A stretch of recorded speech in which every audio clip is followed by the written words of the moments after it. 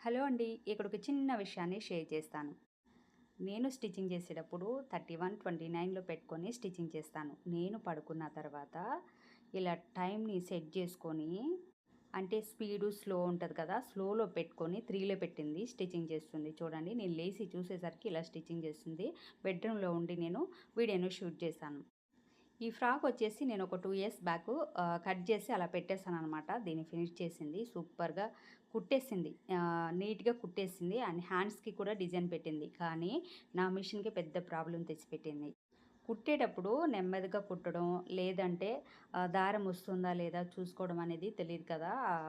అలా స్టిచ్చింగ్ అయితే చేసింది. ఇక్కడొచ్చేసి నాకు లోపల దారము అండ్ క్లాత్ 2 కూడా ఉండలా చుట్టుకొని నేను స్టిచ్చింగ్ చేయాలనుకున్నప్పుడు ఎక్కి చూసినప్పుడు మిషను సూది కిందకి దిగట్లేదు. బాబిన్‌లో నుంచి దారం రావట్లేదు.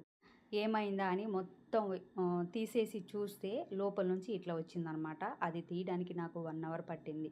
అదే మా ఇంట్లో దాస్ గారు ఉన్నట్లయితే నాకు 1 అవర్‌లో చేసి పెడతారు. సో, ఫస్ట్ టైం నేనైతే దీన్ని క్లీన్ చేశాను. ఇంట్లో ఎవరూ లేకపోవడంతో నేనే చేసుకున్నాను. డ్రెస్ అయితే బాగా స్టిచ్చింగ్ చేసింది కానీ, నా మిషన్‌కైతే ఇంత పెద్ద ప్రాబ్లమ్ తెచ్చిపెట్టింది. దీన్ని బట్టి ఏం అర్థమైందంటే పిల్లలకి మిషన్ ఇచ్చినప్పుడు జాగ్రత్తగా చూసుకోవాలి. నచ్చిందా వీడియో? నచ్చితే లైక్ చేసి సబ్స్క్రైబ్ చేసుకోండి. థ్యాంక్ యూ సో మచ్ అందరికీ, ప్రతి ఒక్కరికి.